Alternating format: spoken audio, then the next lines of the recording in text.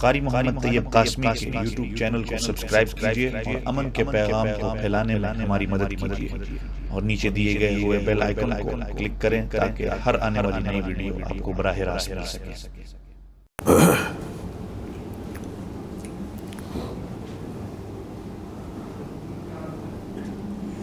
الحمد لله الذي لم يلد ولم يولد ولم يكن له كفوا أحد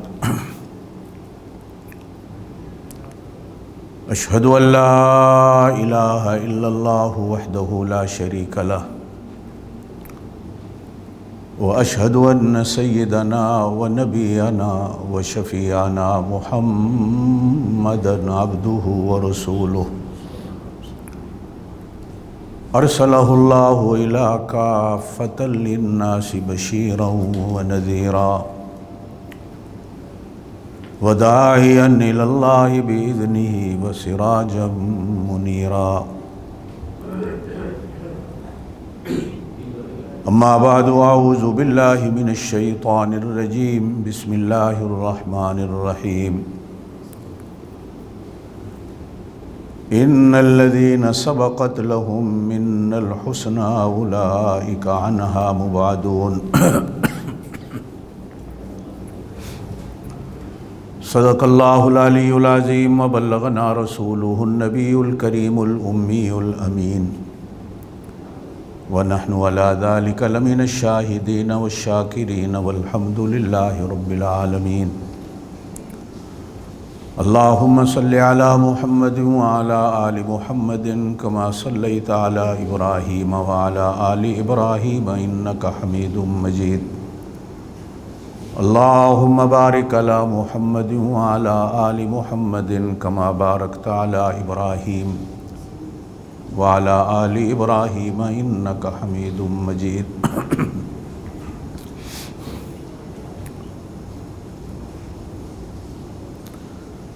دین اسلام پورے کا پورا بہت خوبصورت،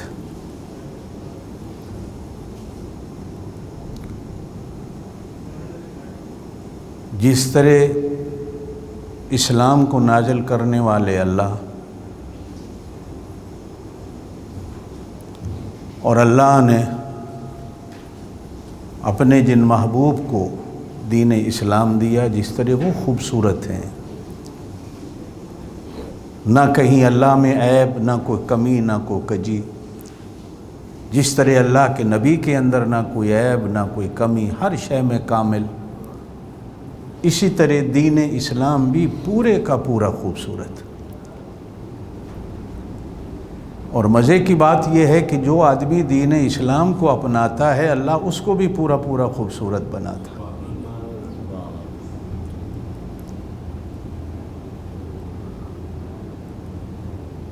اب یہ ہمارے اوپر ہے کہ ہم دین اسلام کتنا لیتے ہیں، کتنا نہیں لیتے۔ اگر ہم دین اسلام کے ساتھ ٹیڑھا پن کریں گے تو اللہ سانو بھی ڈنگا کر دے گا۔ ہم دین اسلام کے ساتھ سونے سونے چلیں گے تو اللہ ہمیں سونا سونا کر دے گا۔ اور پھر صرف دنیا نہیں، اللہ قبر کو بھی سونا کر دے گا، اللہ آخرت کو بھی سونا کر دے گا۔ ہو سکتا ہے آپ بھی، میری تو زندگی کا تجربہ ہے، کبھی کسی غیر مسلم کے گھر میں جائیں، وہ کوئی بھی ہے، میرا یہ تجربہ ہے کہ آپ اس کے گھر میں 2-4 منٹ 10 منٹ سے زیادہ نہیں بیٹھیں گے، ہر طرف سے بدبو ہی بدبو پھیلی ہوئی ہوگی۔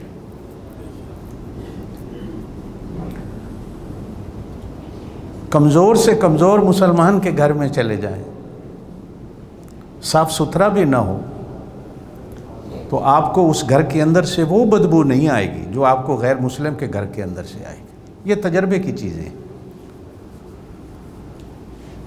غیر مسلم کو مل کے بھی دیکھ لو، وہ جتنی بھی پرفیومیں لگا کے آئے، یہ قدرتی اور یہ دین اسلام کا رنگ ہوتا۔ لیکن بعض خوبصورتیاں دین اسلام میں ایسی ہیں کہ جن کی مثال کوئی نہیں۔ میں جو گزشتہ جمعہ بات شروع کی تھی میں اسی پر بات کرنا چاہوں گا کہ دین اسلام کی یہ خوبصورتی ہے کہ 100 سال کا کافر بھی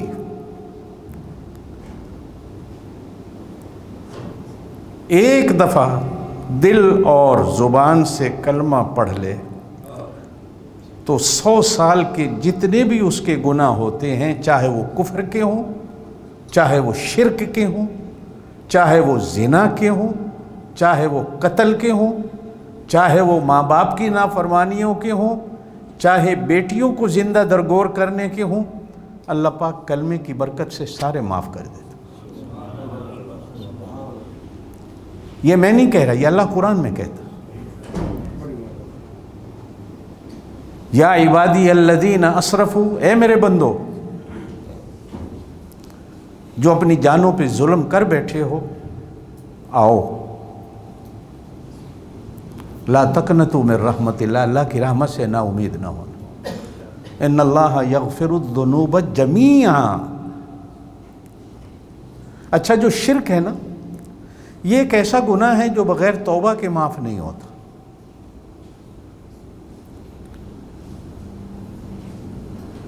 قرآن میں بھی ہے، اللہ سارے گناہ معاف کرتا ہے، شرک کو معاف نہیں کرتا۔ یہ کلمہ پڑھنا ہی اس بندے کا توبہ میں شمار ہو جاتا۔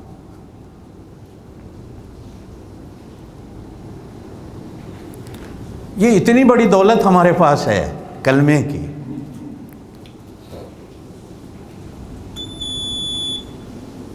ہم میں سے کتنے ہیں جو دن میں کلمہ پڑھتے ہیں، کلمے کا ذکر کرتے ہیں، کلمے کا ورد کرتے ہیں، وظیفہ کرتے ہیں؟ یہ اتنی بڑی دولت ہمارے پاس ہے کہ جس سے اللہ پاک سارے گناہ معاف کر دیتا ہے پڑھنے سے۔ میں نے گزشتہ جمعہ بھی عرض کیا تھا کہ بزرگان دین نے اتنا ضرور کہا ہے کہ کم از کم 100 دفعہ ہی پڑھ لو۔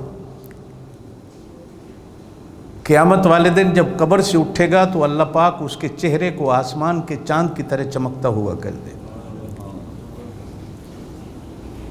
اور یہ عام طور پر آپ نے سنا ہے کہ نبی پاک صلی اللہ علیہ وسلم سے پوچھا گیا، یا رسول اللہ، زور سے کہہ دیں صلی اللہ علیہ وسلم، 1,24,000 نبیوں کی امتی ہوں گی، آپ اپنی امت کو کیسے پہچانیں گے قیامت کے دن؟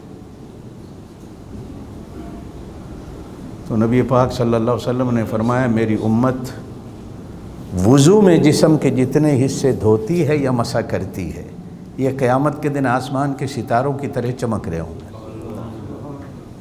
میں پہچان لوں گا یہ میرے امت ہی۔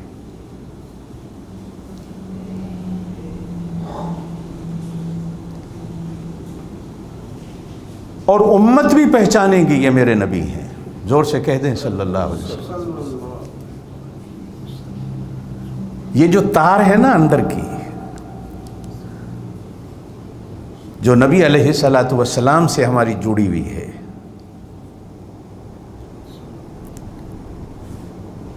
تاریں جڑی ہوئی ہیں، کہو الحمدللہ۔ بے شک ہم گناہ گار ہیں لیکن ہماری تار کرنٹ تو آتا ہے۔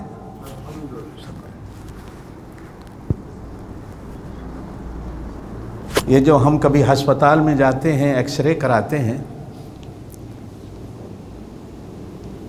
تو ایک مشین ہوتی ہے جو ایسی لائٹ مارتی ہے جو یہ جسم کی چمڑی بھی، کپڑے کو بھی اندر جا کر ایسی لائٹ مارتی ہے کہ ایک ایک شے کی تصویر نکال لیتی ہے۔ ایسے ہی ہوتا ہے۔ یہ لا الہ الا اللہ محمد الرسول اللہ ایک ایکس رے مشین ہے۔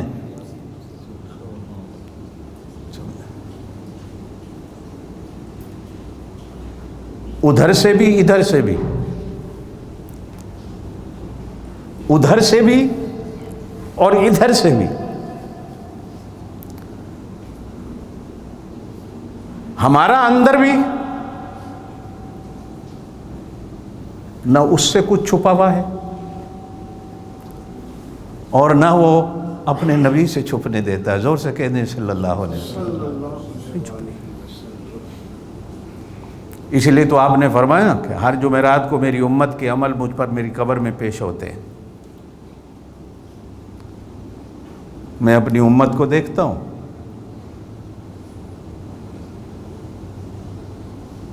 میری امت کیا کر رہی ہے. ایک تار ہے جو جڑی ہوئی ہے. دعا کریں کہ اللہ اس تار کو ہمیشہ باقی رکھے، اور اس تار کے اندر اللہ پاک اس کرنٹ کو باقی رکھے. یہ دین اسلام کی خوبی ہے.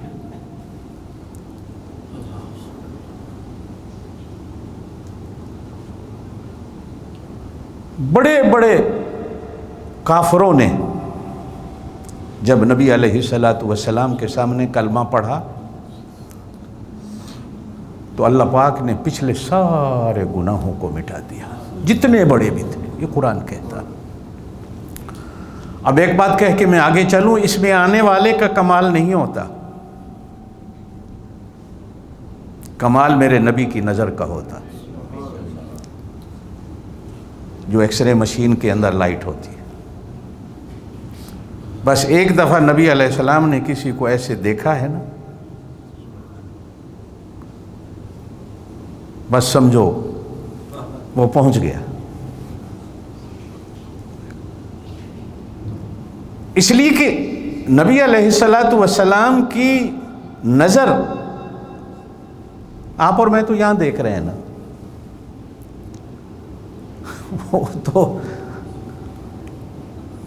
آپ کہیں کہ ساتوں آسمان اور ساتوں پہاڑوں اور ساتوں زمینوں سے آگے بھی اللہ پاک دکھا دیتا.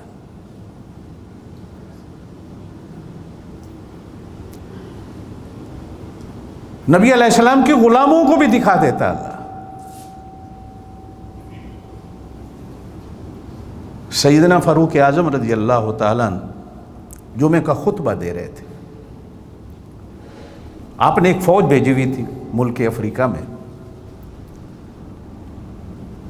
تو جو سپہ سالار تھے ان کا نام تھا حضرت ساریہ. زور سے کہہ دیں رضی اللہ تعالیٰ. غیر معروف سے صحابی ہیں، کبھی نام بھی نہیں سنا ہوگا یا کبھی آپ نے سنا بھی ہوگا. اب یکدم خطبے کے دوران، جمعے کا خطبہ ہو رہا ہے، حضرت عمر جمعے کے خطبے کو چھوڑ کر کہتے ہیں ساریہ، 3 دفعہ، ساریہ پہاڑ کے پیچھے ہو جا، ساریہ پہاڑ کے پیچھے ہو جا، ساریہ پہاڑ کے پیچھے ہوگا. صحابہ حیران ہیں حضرت عمر کو کیا ہو گیا. جمعے کی نماز کے بعد کچھ لوگوں نے پوچھا امیر المومنین یہ عجیب بات ہوئی. فرمایا میں نے خطبے کے دوران میں دیکھا کہ ساریہ کافروں کے نرغے میں آ رہا تھا. کہاں افریقہ، کہاں مدینہ.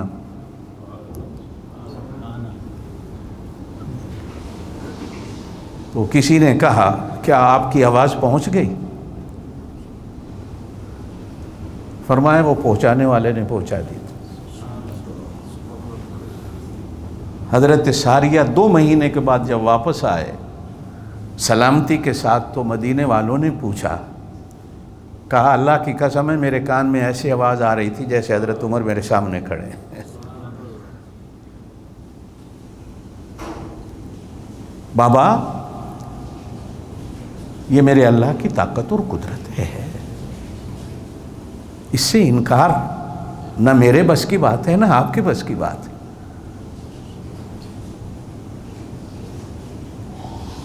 خیر،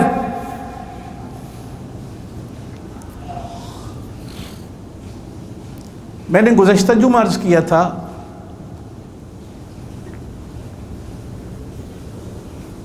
اللہم صلی پانی کا ایک گلاس دے.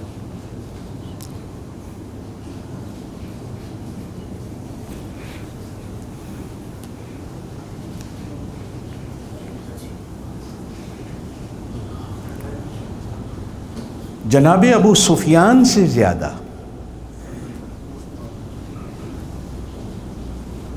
اسلام اور نبی اسلام کی دشمنی کسی نے نہیں کی. ابو جہل نے بھی اتنی نہیں کی.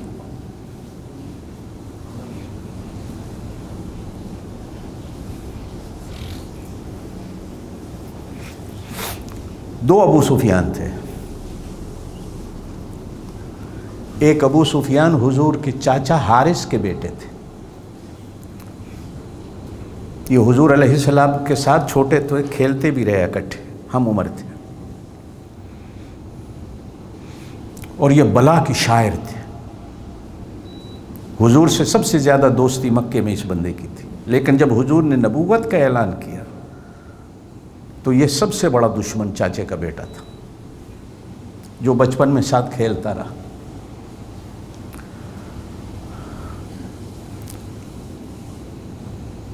اپنی غزلوں میں, شعروں میں نبی کریم علیہ السلام کی بہت زیادہ اس بندے نے برائی اور بے عزتی کو بیان کیا.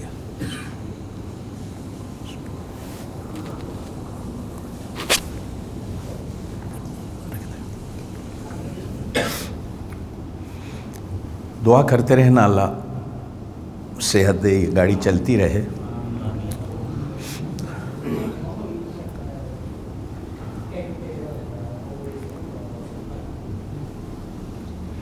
نبی علیہ السلام نے اس کے قتل کا حکم دے رکھا تھا, چاچا کے بیٹے کا,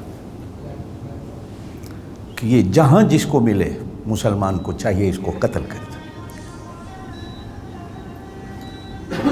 اچھا, مزے کی بات یہ ہے کہ یہ جو ابو سفیان ہے, جو حضرت امیر معاویہ کے والد ہیں, یہ دشمنی میں سب سے آگے تھے, لیکن حضور نے کبھی اس کے قتل کا حکم نہیں دیا. ان کی بیوی کے قتل کا حکم دیا کہ وہ جہاں ملے مار دو. اور اپنے چاچا کے بیٹے ابو سفیان بن حارث کا آپ صلی اللہ علیہ وسلم نے قتل کا حکم دے رکھا تھا, جہاں جس کو ملے اس کو مار دو.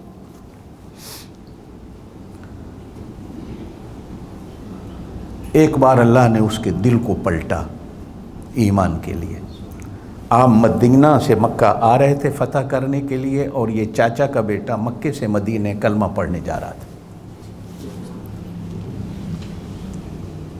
راستے میں جب اسے پتہ چلا کہ نبی پاک صلی اللہ علیہ وسلم جا رہے ہیں, میں تو مدینے جا رہا ہوں, تو یہ آیا حضور پاک صلی اللہ علیہ وسلم. توجہ سے میری بات سن. آپ نے منہ پھیر لیا. وہ ادھر آیا, حضور نے پھر منہ پھیر لیا. چاروں طرف سامنے آیا, نبی پاک صلی اللہ علیہ وسلم نے اپنے منہ کو پھیر لیا. صحابہ سے کہا کہ اسے کو لے جاؤ. کس نے اسے میرے سامنے آنے کی اجازت دی؟ اسے دیکھ کر میری طبیعت بگڑ گئی ہے. نبوت کو جلال اور غصہ آ گیا. لے جاؤ اس کو. اور وہ بھی اپنے ایمان لانے پر بڑا پختہ تھا. اللہ نے بالکل دل کی دنیا ہی بدل دی تھی. وہ صحابہ کرام کی بھی منتیں ترلے کرتا رہا, لیکن کسی صحابی نے منت اور ترلے کو نہیں دیکھا. اخیر آپ صلی اللہ علیہ وسلم کی زوجائے محترمہ ہماری اماں حضرت ام سلمہ رضی اللہ تعالیٰ عنہ اس سفر میں حضور کے ساتھ تھی, تو وہ چپکے سے حضرت ام سلمہ کے خیمے میں جا گزرا. حضرت ام سلمہ سے رشتہ بھی تھا اس کا. تو ہم نے حضرت ام سلمہ سے سفارش کروائی کہ میں کلمہ پڑھنا چاہتا ہوں. نبی پاک نے چہرے کو پھیر لیا ہے, حضور سے کہیں کہ مجھے کلمہ پڑھا.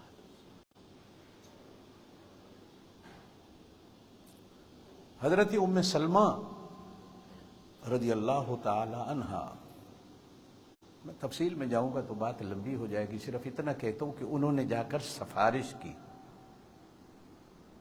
حضور نے سفارش کو نہیں مانا.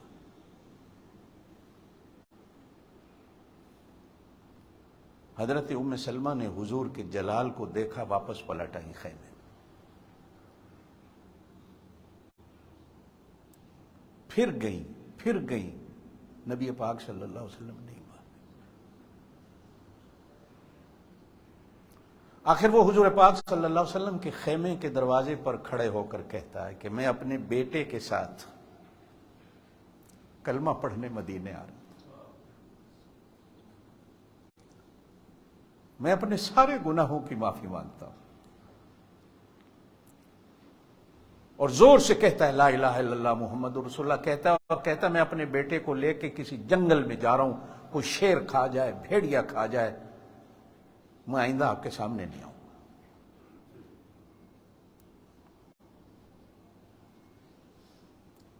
جب اس نے 2 قدم اٹھائے تو رحمت والے نبی کی رحمت کا سمندر موج میں آیا. کہاں بلاؤ اس کو؟ اور نبی پاک صلی اللہ علیہ وسلم نے کلمہ پڑھایا.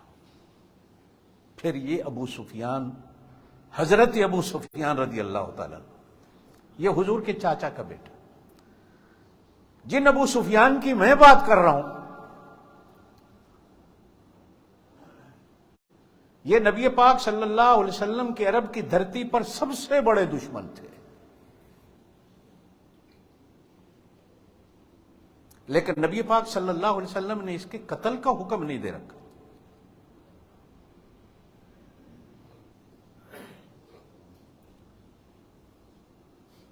فتح مکہ کے موقع پر جب حضور 10,000 کا لشکر لے کر مکہ فتح کرنے جا رہے تھے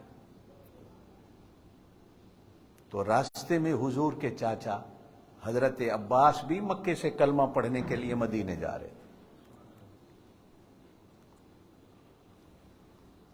تو حضرت عباس سے حضور کی ملاقات ہو گئی، کلمہ پڑھا تو حضور نے فرمایا چاچا بچوں کو مدینے بھیج دو، تم میرے ساتھ مکے چلو. حضرت عباس حضور کے ساتھ مکے کی طرف آئے. آج کل مکے سے مدینہ نکلیں تو مکے سے نکلتے ہی ایک وادی آتی ہے جس کو وادی فاطمہ بھی کہا جاتا. اس زمانے میں اس وادی کا نام مراؤ الزہران تھا. حضور کا لشکر یہاں پہنچا 10,000 صحابہ کا. اس سے پہلے کبھی اتنا بڑا لشکر نہیں ہوا. ہاں غزوہ تبوک کے موقع پر 30,000 کا لشکر تھا حضور کے ساتھ.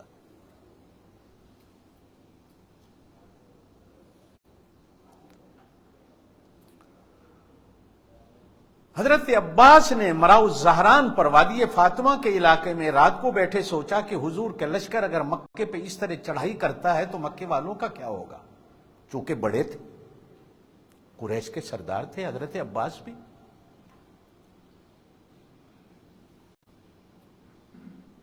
میں کسی طرح مکے والوں کو، ابو سفیان کو باخبر کروں کہ 10,000 کا لشکر آ رہا ہے. اب بھی وقت ہے، کلمہ پڑھ لو یا مکہ چھوڑ کے کہیں نکل جاؤ، نہیں تو سارے مارے جاؤ گے.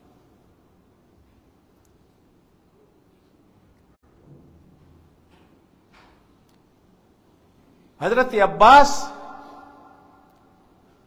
نبی پاک صلی اللہ علیہ وسلم کے خچر پر سوار ہو کر رات کے اندھیرے میں مکے کی طرف نکلے کہ مکے والوں کو خبر کر دو، اور ابو سفیان کو خاص طور پر خبر کروں کہ ابھی بھی موقع ہے، کلمہ پڑھو. اتفاق ایسا کہ راستے میں ابو سفیان حضرت عباس کو مل گئے کچھ لوگوں کے ساتھ. حضرت عباس نے باخبر کیا ابو سفیان آخری ویلا ہے، سیدھا ہو جا. پوچھا عباس میں کیا کروں؟ کہا ابھی بھی ویلا ہے، کلمہ پڑھ لے. تیار ہو گئے. حضرت عباس نے اپنے خچر پہ اپنی سواری پہ ساتھ بٹھایا اور واپس جہاں حضور کا لشکر ٹھہرا ہوا تھا سیدھا حضور کے خیمے کی طرف. اب جیسے ہی لشکر میں پہنچے تو لوگوں کی نظر پڑ گئی حضرت عمر کی تو ابو سفیان آیا. تلواریں نکالو، ڈنڈے اٹھاؤ، اس کو مارو، یہ کیسے آیا ہے؟ اب اسی پہ میری ایک بات غور سے سنتے رہنا. حضرت عباس نے سواری پر بیٹھے بیٹھے زور سے کہا کہ میں نے اس کو پناہ دے دی ہے، یہ میری پناہ میں ہے. یہ عرب کا اس ویلے دستور تھا، اگر کوئی کسی کی پناہ دیتا تھا تو کوئی اس کو مارنے کو اس لیے کہ سوچتا تھا کہ اس کو مارنا ہے جو پناہ دے رہا ہے.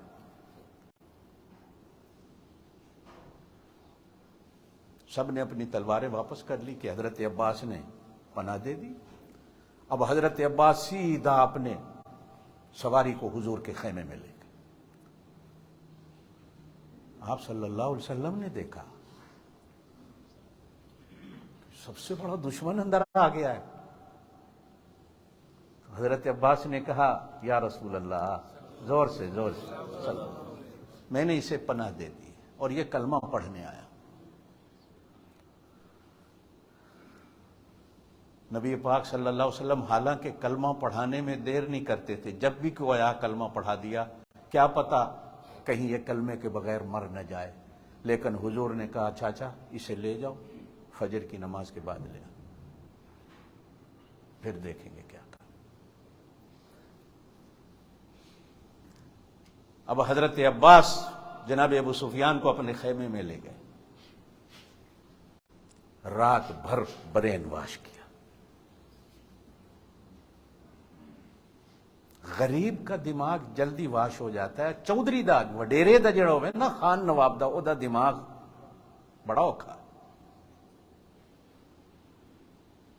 خناس ہوتا ہے اندر، وڈیرے پن کا، چودھراہٹ کا آکڑ ہوتی ہے. اور مانتے پہلے بھی تھے کہ محمد سچے ہیں، کہہ دو صلی اللہ علیہ وسلم، لیکن مانتے اس لیے نہیں کہ سرداری جاتی، چودھراہٹ جاتی.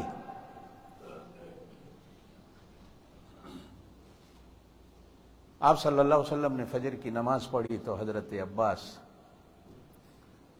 جناب ابو سفیان کو حضور کی خدمت میں لائے. کون لائے؟ زور سے بول دو، زور سے بولنا ذرا، پھر میں بعد میں آپ سے کہوں گا کہ میں کیوں زور سے کہوں. کون لائے؟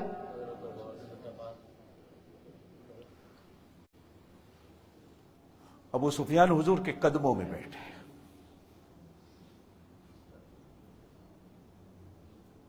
حضور کا سہرا بھی تھا،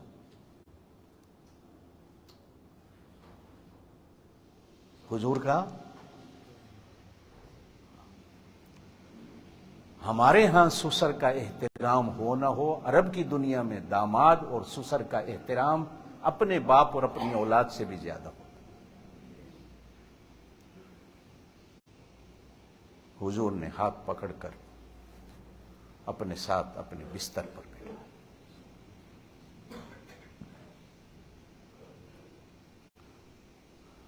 کیسے آئے ہو؟ کلمہ پڑھنے آیا. حضور نے کلمہ پڑھا. اب جو 10 گھنٹے یا 8 گھنٹے پہلے سب سے بڑا دشمن رسول تھا، اب کلمہ پڑھا تو کیا ہوا؟ مسلمان، زور سے بولو نا، نہیں سب کلمہ پڑھنے سے بندہ کیا ہوتا ہے؟ مسلمان ہوا. لائے کون؟ لائے کون؟ اب قیامت تک کے لیے ان کے ایمان کے، ان کے کلمے کے ذمہ دار حضرت عباس بنے. سمجھ رہے ہو؟ اگر یہ بندہ بعد میں بھی بھیڑا اور دشمن تھا تو ذمہ داری کس کی ہے؟ ذمہ داری کس کی ہے؟ حضرت عباس چھوڑ سکتے؟ نہیں چھوڑ سکتے. لیکن میرا ایمان یہ ہے اور آپ کا بھی یہ ہونا چاہیے کہ جو نور مردم شناسی کا اللہ نے نبی علیہ الصلوۃ والسلام کو دے رکھا تھا. حضور صرف نبی نہیں تھے کلمہ پڑھانے والے، نبی پاک صلی اللہ علیہ وسلم میں تو اللہ پاک نے جہان بھر کی ہر خوبی ڈال رکھی تھی کہ حضور مردم شناس بھی تھے.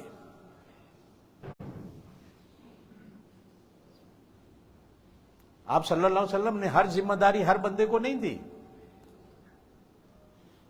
تلوار دی ہے تو حضرت خالد کو دی ہے، حضرت بلال کو نہیں دی. حضرت بلال سے کہا تو اذان کہے، حضرت خالد کو نہیں کہا تو اذان کہے. حضرت عبداللہ ابن عباس، حضرت عبداللہ ابن مسعود، حضرت عبداللہ ابن عمر کو، یہ 3 جو عبداللہ ہیں، حضور پاک صلی اللہ علیہ وسلم نے ان کے ہاتھوں میں تلوار نہیں دی بلکہ ان کے ہاتھوں میں کتابیں دی. پڑھو. نبی کی نظر مرد شناس ہوتی ہے کہ یہ آدمی کس کام کا ہے.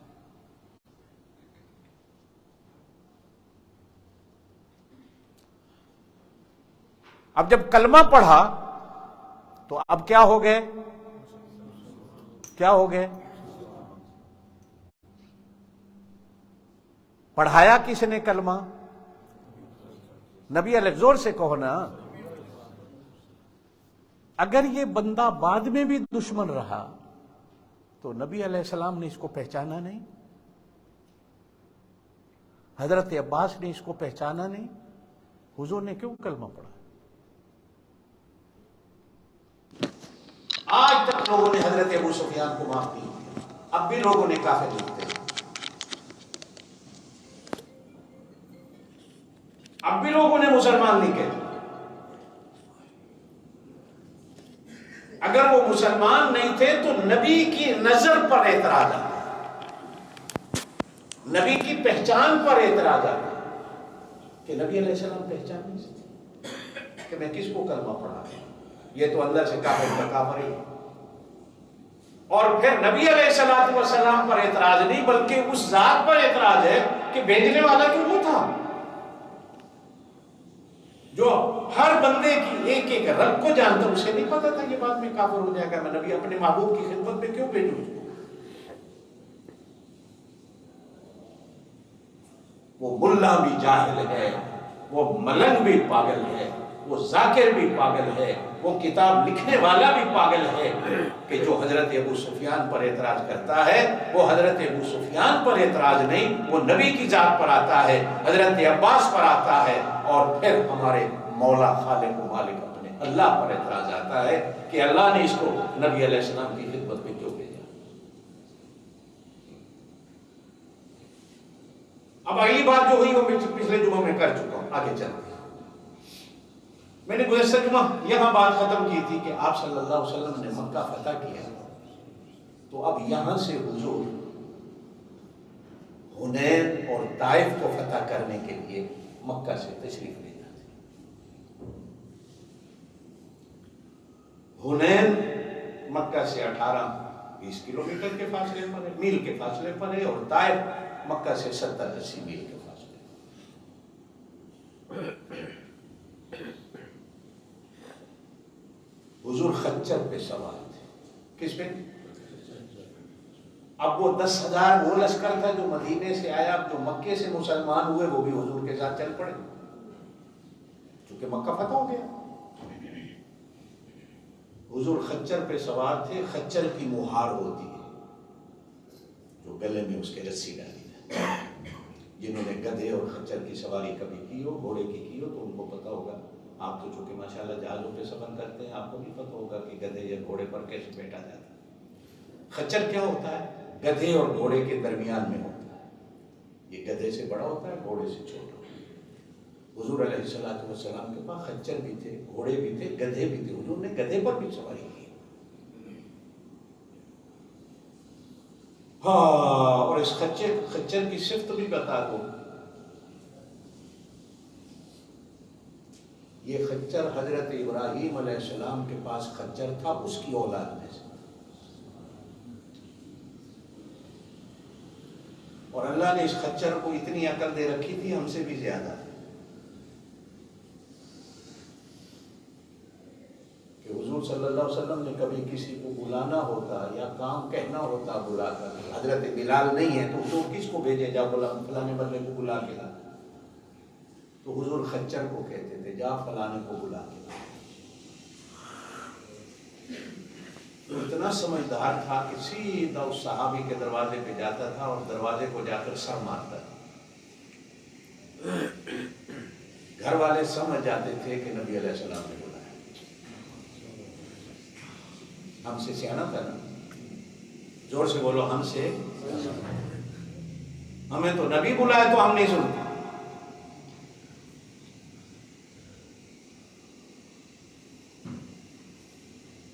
خچر کو صرف حضور کہتے تھے.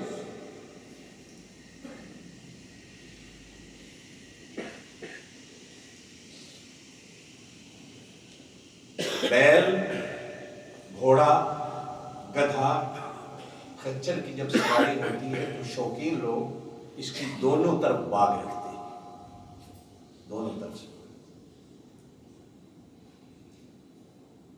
जब हुजूर की सवारी चली मक्के से गज़वा हुनैन के लिए, जंगे हुनैन के लिए, तो हुजूर के इस खच्चर की जो मुहार और रस्सी थी, एक तरफ से हजरत अब्बास के हाथ में थी और एक तरफ हजरत अबू सुफियान के। फिर कहलाऊंगा आपसे, किन दो सहाबा के हाथ में रस्सी थी खच्चर की? जोर से, या तो को समझ नहीं आई। एक तरफ हजरत अब्बास थे और एक तरफ हजरत। अगर ये बंदा अंदर से मुसलमान नहीं था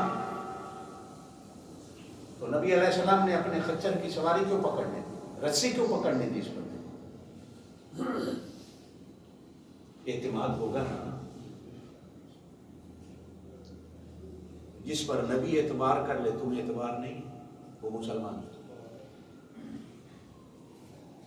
जो नबी के एतबार पर एतबार नहीं करता, उससे बड़ा तो बेईमान कोई। नबी अलैहिस्सलाम जिस पर एतबार कर ले, मुसलमान को एतबार करना चाहिए। उस मुल्ला को जुत्ती की ठोकर के नीचे रखो जो कहता है कि अबू सुफियान मुसलमान नहीं थे। नबी एतबार कर रहा है तो उसके कलमे का एतबार नहीं करता। तू कौन होता है? कलमा नबी का है, कलमा मेरे अल्लाह का है, तू कौन है? मैं अपने नबी के पीछे चलने वाला। जोर से कहो। नबी पाक सल्लल्लाहु अलैहि वसल्लम ने मुहार हजरत अबू बकर को नहीं पकड़ने दी, तवज्जो देना। हजरत उमर को नहीं पकड़ने दी, हजरत अली को नहीं पकड़ने दी। इन्हें कहा साथ चलो, ये साथ चलो। हुजूर मेराज पे जाएं तो बुराक की मुहार जिब्रील के हाथ में होती। हिजरत के लिए चले मक्के से मदीना तो ऊंटनी की मुहार अबू बकर सिद्दीक के हाथ में। ठीक है। दाई हलीमा जब हुजूर को बचपन में हजरत आमना के घर से अपने घर ले गई, तो किताबों वालों ने लिखा है ऊंटनी उस वक्त तक नहीं चली जब मुहार नबी के हाथ में नहीं आई। चाहे 4 दिन के थे, चाहे 3 दिन के थे, मुहार हुजूर के हाथ में आई तो ऊंटनी चली। अब जो दुश्मनान थे बनु सकीफ के लोग जो हुनैन में थे, वो पहाड़ों में छुपे बैठे थे, तीर अंदाज थे। रात का अंधेरा हो गया, जैसे ही हुजूर का लश्कर पहुंचा तो तीरों की बारिश। साहबा को तो पता ही नहीं, इल्म भी ना हो सका कि ऐसा भी होगा। अब तीरों की बारिश में सबके कदम उखड़ गए। ये कुरान में है, मैं ऐसी बात नहीं करता हूं। सूरह तौबा 10वें सिपारे का 9वां रकू शुरू होता है। लक़द नसरकुमुल्लाह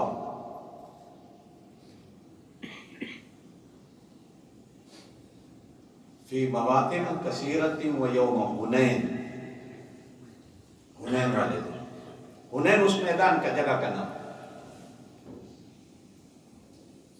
इज़ आजबतकुम कसरतुकुम, ये कुरान के अल्फाज हैं।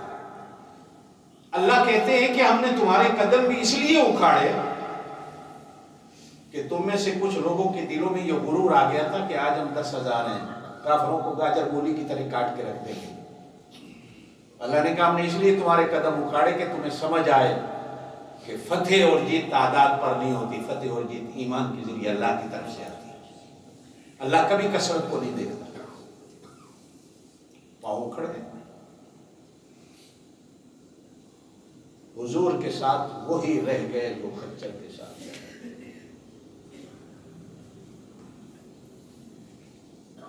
और ये हजरत अबू सुफियान हुजूर के सवारी की मुहार को पकड़ के खड़ा। दुश्मन का तीर आया,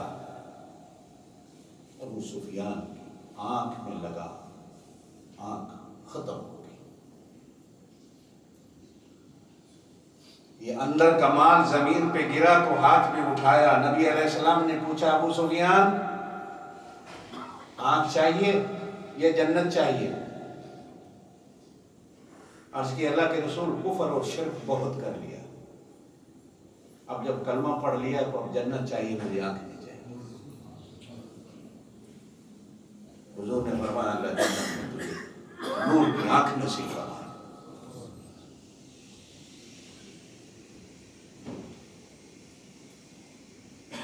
ثابت قدم حضور کے ساتھ. اور پھر ایک اور جنگ ہوئی حضرت فاروق اعظم رضی اللہ تعالیٰ کے زمانے میں، جنہوں نے تاریخ کو پڑھا وہ شاید سمجھے گے، جنگ یرموک، جس میں عراق و ایران فتح ہوا.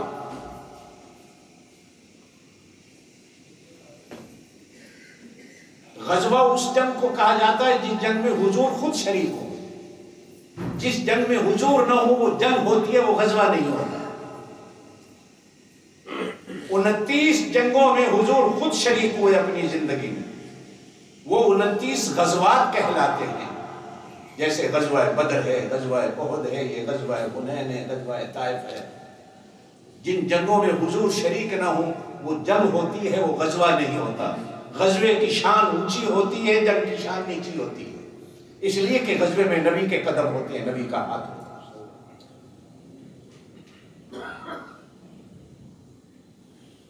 اور آج ایک بات کہوں میں آپ کو، لوگ تو کہتے ہیں نا دین اسلام کیسا ہے. 29 جنگوں میں حضور شریک ہوئے، لیکن نبی علیہ السلام نے کسی کو پتھر بھی نہیں مارا، کسی کو لاٹھی ڈنڈا بھی نہیں مارا، ہاتھ تک نہیں مارا. کیا شان ہے ہمارے نبی.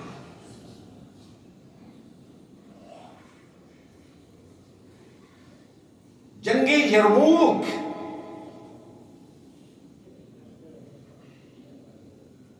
جب یہ عراق فتح ہو گیا،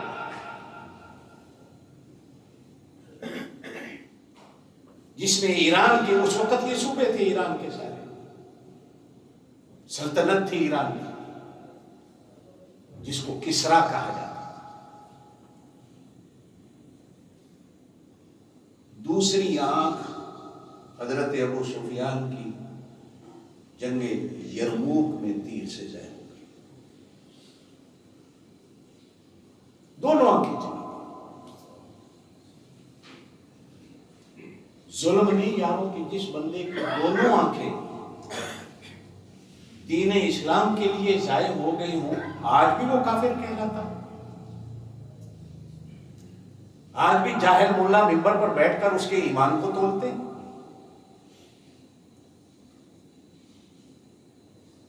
قصور کیا ہے؟ قصور صرف یہ ہے کہ وہ بنو امیہ، وہ قریشی میں.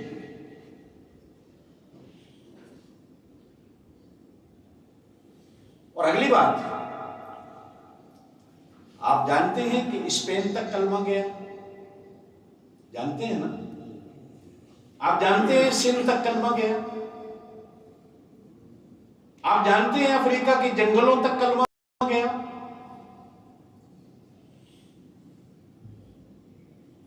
چھچ والوں تمہیں نہ پتا ہو تو میں بتا دیتا ہوں، کلمہ اٹک تک صحابی گئے ہیں. کہاں؟ اٹک تک صحابہ گئے ہیں، ملتان تک صحابہ گئے ہیں. آج بھی ملتان کی وادیوں میں صحابہ سو رہے ہیں. سندھ میں صحابہ گئے ہیں. سکھر سندھ کے مشہور شہر میں 6 صحابہ کے مزارات ہیں. بلوچستان میں ایک شہر ہے جس کو پنجگور کہا جاتا ہے، گوادر کے قریب. یہ پنجگور 5 قبریں ہیں صحابہ کرام کی جو کلمہ لے کر وہاں پہنچے. ڈیرہ غازی خان کے علاقہ میں پہاڑی دنیا میں صحابی کے مزار ہیں جو کلمہ لے کر وہاں پہنچے. پشاور میں اصحاب بابا کے نام سے مزار ہے. یہ اصحاب بابا نبی کے صحابی تھے جو پشاور تک کلمہ لے کے گئے. یہ اٹک تھا، عین تے کاف کے ساتھ. ایک صحابی پہنچے جو اتکی کہلاتے تھے. یہ جہاں آج اٹک کا قلعہ ہے، انہوں نے یہاں بیٹھ کر اس وقت دین کا مدرسہ بنایا اور لوگوں کو قرآن و سنت کا سبق دیا. ان کی اولادیں آگے بڑھی. آج یہ حضروں جسے شہر کہا جاتا ہے. کوئی اس کو حاضر خان کے نام سے یاد کرتا ہے کہ ایک حاضر خان تھا اس علاقے کا جو मुगलों की फौज का सिपह सलार था, जिसकी वजह से इसका नाम हजरो रखा। मैं कहता हूँ नहीं, तारीख इस्लाम ये कहती है कि सहाबा किराम को लोग हजरत कह के बुलाते थे। उनके कदमों की बरकत से ये तुम्हारे शहर का नाम हजरत से हजरो कि यहाँ हजरात के कदम लगे। और बांग्लादेश वाले तो हजरत हुजूर, हर मौलवी साहब को, हर इमाम को हुजूर कहते हैं, वो हजरत नहीं हुजूर। और फिर वो ज़ुआब को खा के कहते हुजूर, उनकी जुबान में जीम आ गई। हमारे एक मौलाना थे, उनका नाम था अब्दुल जलील। क्या? जोर से बोलो। बंगला वाले कहते थे अब्दुल जलील। वो जीम को ज़ुआब पढ़ते और ज़ुआब को जीम पढ़ देते, अपनी अपनी जुबान है। सहाबा पहुंचे यहाँ तक कलमा लेकर। आज ये तुम्हारे इलाके में दीनदारी या उलमा क्यों है? मुल्तान में दीनदारी और उलमा क्यों है? सहाबा किराम के कदमों की बरकत है। गली गली में, गांव गांव में आलिम, अल्लाह ने आलिम भी नहीं, जलील और कदर आलिम पैदा किया। मुल्तान की धरती वलियों की धरती कही जाती है, मुल्तान की धरती उलमा की धरती कही जाती है। हमसे आगे शहर तुलंबा, मौलाना तारिक जमील का गांव, ये हजरत इब्राहिम अलैहिस्सलाम के जमाने में आबाद थे। ये शहर शोरकोट एक इलाका है, जंग की तहसील है, हजरत इब्राहिम के जमाना में आबाद थे। हड़प्पा एक साहिवाल में इलाका है, हजरत इब्राहिम अलैहिस्सलाम के जमाने में आबाद था। मुल्तान हजरत इब्राहिम अलैहिस्सलाम के जमाने में आबाद था। निमरूद की बादशाही के ये सूबे थे, उसके गवर्नर होते थे, और निमरूद खुद इराक में बैठा होता। ये मोहम्मद बिन कासिम तो बहुत बाद में आए हैं। तवज्जो मेरी तरफ रखें, मैं जो समझाना चाहता हूं। कभी पढ़ा है कि ये कलमा स्पेन तक, अफ्रीका के जंगलों तक, सिंध की वादियों तक अटक के दरिया के उस पार तक ये कब पहुंचा? ये बनु उमैया का जमाना था। किसका जमाना था? जोर से जोर से। ये बनु उमैया के जमाना में कलमा किया। मैं फिर बात कहूं, अगली बात कि नबी अलैहिस्सलातु वस्सलाम ने खुद, आखिरी बात करता हूं, नजरान सऊदी अरब में आज भी एक सूबा, एक शहर है, ये कभी यमन का इलाका था।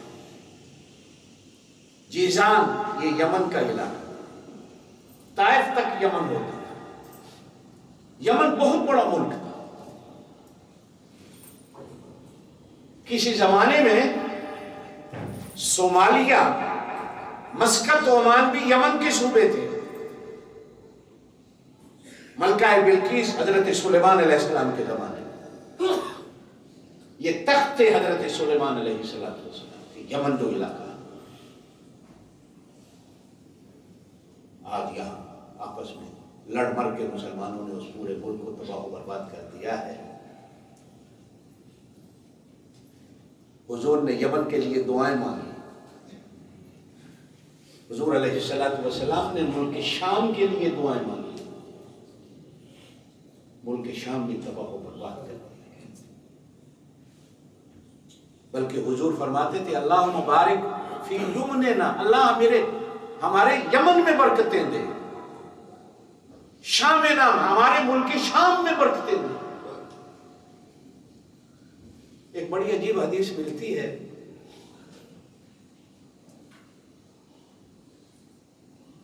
आप सल्लल्लाहु अलैहि वसल्लम का भी और सहाबा का फरमान मिलता है, हजरत उमर का भी, तो मुल्क शाम एक ऐसा मुल्क है कि जिसमें हर वक्त 40 अब्दाल होते हैं। जब फौजी भेज रहे थे हजरत उमर मुल्क शाम को फतह करने के लिए, फिर अंदर से बात निकल आई कि अबू सुफियान के बड़े बेटे थे हजरत अमीर मुआविया से, उनका नाम भी यजीद था, यजीद इब्ने अबी सुफियान।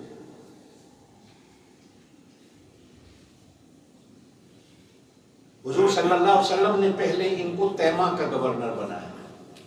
तैमा, खैबर से जब निकले हम मदीना से आगे शहर तबूक की तरफ, الولا میدان سالے سے ایک سائڈ پہ تیمہ آتا ہے، آج کل تو بہت بڑا علاقہ ہے وہ تیمہ۔ میں گیا ہوں تیمہ کو دیکھنے کے لیے ایک بار، کہ حضرت ابی سفیان کے بڑے بیٹے حضرت یزید ابن ابی سفیان کو، جن کی تاریخ اور حدیث کی کتابوں میں یزید بالخیر کا نام دیا گیا ہے، حضور نے خود گورنر بنا دیا، اور نجران کا گورنر حضور نے حضرت ابو سفیان کو بنا کے،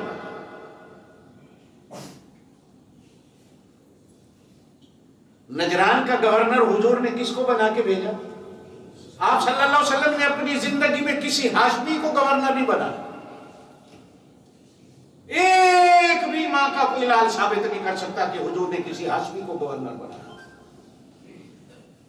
ہاں، حضرت علی کو ایک بار حضور نے یمن میں کلیکٹر بنا کے بھیجا، لیکن یمن کی گورنری اس وقت بھی حضرت ابو موسیٰ اور حضرت معاذ بن جبل کے حوالے تھی۔ حضرت علی کو حضور نے گورنر بنا کے نہیں بھیجا، وصولی کے لیے کہ زکوٰۃ و صدقات جتنی ان کے پاس جمع ہے وصول کر کے۔ یہ حضرت ابو سفیان اگر کافر تھے اللہ سے، حضور نے ان کو نجران کا گورنر کیوں بنایا؟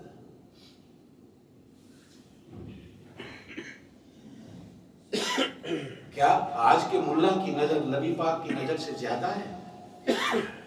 آج کے اس تاریخ لکھنے والے کی نظر نبی کی نظر سے زیادہ ہے؟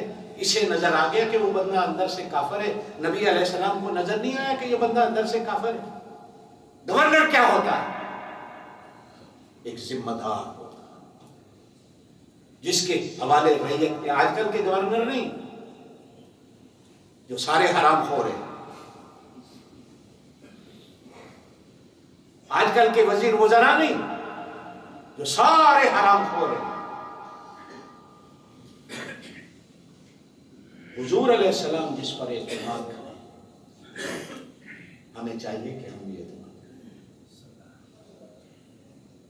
ان کے بیٹے ہیں حضرت یزید بن سفیان، جن کو حضور نے تیمہ کا گورنر بنایا، اور پھر یزید بن سفیان کو اللہ حضرت عمر نے ملک شام کا گورنر بنایا اپنے زمانہ خلافت۔ یہ طاعون کی وبا پھیلی ملک شام میں تو حضرت یزید بن ابی سفیان کا اس میں انتقال ہوا، تو یزید بن ابی سفیان کے انتقال کے بعد حضرت امیر معاویہ کو حضرت عمر نے ملک شام کا گورنر بنایا۔ یہ 20 سال تک گورنر رہا۔ کتنا؟ حضرت عمر رضی اللہ تعالیٰ عنہ کا زمانہ خلافت پتہ نہیں آپ کو کتنا ہے، آپ کو نہیں پتا؟ 10 سال۔ کتنا؟ 10 سال وہ خلیفہ رہے۔ حضرت امیر معاویہ 10 سال تک ملک شام کے گورنر رہے۔ حضرت عثمان غنی کا 12 سال کا زمانہ خلافت ہے، 12 سال تک حضرت امیر معاویہ حضرت عثمان غنی کے زمانے میں بھی ملک شام کے گورنر رہے۔ حضور علیہ السلام کو اللہ نے مردم شناس بنایا تھا۔ یہ نبی کی شان کے اندر ہے کہ حضور آدمی کو دیکھ لیتے تھے یہ کس کام کا ہے۔ ہر کام ہر بندے کی ذمہ نہیں لگتا۔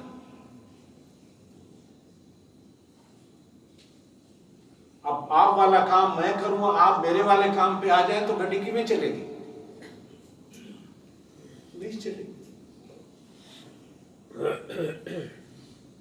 مردم شناسی اللہ پاک نبی کے صدقے اللہ والوں کو بھی اللہ پاک مردم شناسی دیتا ہے۔ اولیاء اللہ کو اللہ پاک مردم شناسی بندے کو پہچان دیتا ہے۔ آپ میں سے بھی کتنے ہوں گے جن کو بندوں کی پہچان ہو، ایسی بات نہیں، لیکن اللہ دیتا کسی کسی کو بندے کی پہچان۔ سانو تے اپنی پہچان نہیں کہ دوسرے دی کی کر، ہم نے تو آج تو خود کوئی نہیں جانا ہم کیا ہیں۔ اس امت نے آج تک اپنی شان ہی نہیں سمجھی کہ اس امت کی شان کیا ہے۔ آپ اور میں آج تک اپنا مقام نہیں سمجھ سکے ہم کیا ہیں۔ اللہ نے اپنے خزانہ قدرت کا سب سے بڑا انعام حضرت محمد رسول اللہ صلی اللہ علیہ وسلم کی جو صورت میں تھا اللہ نے ہمیں دیا، بن مانگے دیا، بن مانگے دیا۔ ساری زندگی سجدے میں سر رکھ کے اللہ کا شکر ادا کرتے رہیں تو نہیں ہو سکتا۔ یہ اللہ کا اتنا بڑا احسان، اللہ نے دین اسلام دیا۔ میں نے شروع میں ایک بات کہی تھی، آخر میں بات کروں کہ دین اسلام پورے کا پورا خوبصورت ہے، اس کے کسی بھی کام میں کوئی کجی کوئی ٹیڑھا پن نہیں۔ دین اسلام جس نبی پر آیا اس نبی کی پوری زندگی میں کہیں کمزوری اور کجی نہیں، اور جس ذات برحق نے دین اسلام کو آسمان سے زمین پر نازل فرمایا، میرے اس اللہ کی ذات کے اندر کہیں کمی اور کجی نہیں۔ آپ ان تین چیزوں کو مد نظر رکھ کے کبھی تنہا بیٹھ کر سوچئے گا، میرا اللہ، میرا نبی، جو اللہ نے مجھے دین دیا، جب وہ پورے کا پورا مکمل اور کامل ہے، کمزوری نہیں، تو میرے اندر کیوں آ گئی؟ دین تو پورا مجھے ملا، نبی پورے کا پورا مجھے ملا، اللہ پورے کے پورے مجھے ملے، لیکن میں پورا کیوں نہیں ہو سکتا؟ میرے دوست، تنہا بیٹھ کر، اکیلے بیٹھ کر، یہ شعبان کا مہینہ شروع ہو گیا، یہ رمضان المبارک کی ابتدا ہے۔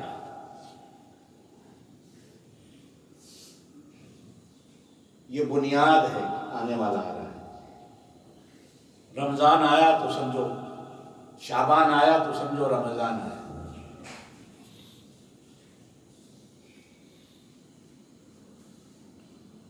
اللہ اللہ پاک آپ کو یہ عمل کی توفیق دے۔ سبحان ربک رب العزت عما یصفون وسلام